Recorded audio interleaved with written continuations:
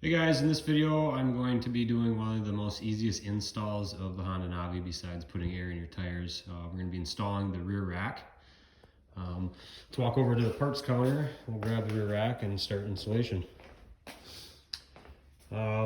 So this rear rack was purchased at Central Florida Motorsports in Kissimmee, Florida. I also purchased my windscreen from there. I don't think they have them available anymore because there was only 10.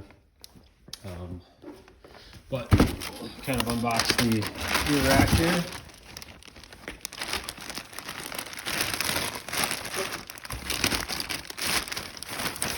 Looks like there's some hardware that comes with it as well. And you still got your helmet holders in here. Doesn't look like you have to bend them up like the factory ones. But if you do, go ahead and just grab your screwdriver and bend them up. So it does look like we have a couple brackets.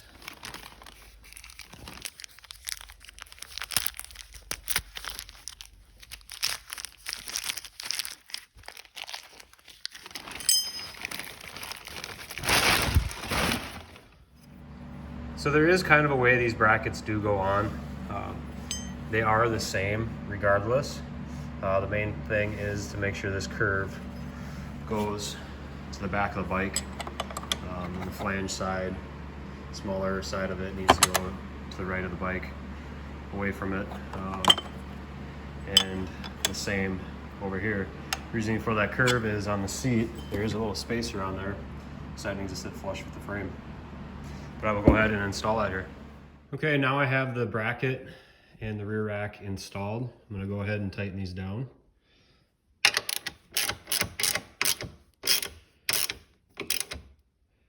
And we're just gonna do it good and tight, probably around 12 to 14 pounds per pressure. Oop.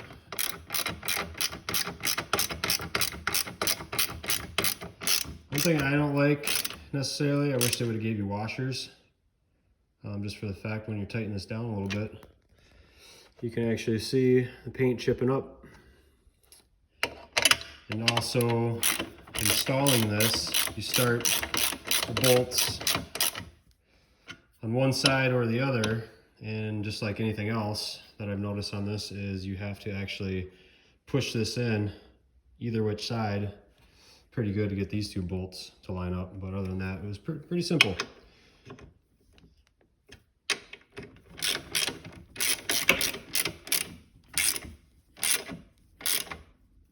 You said about 12 to 14. Kind of get another little crank on there.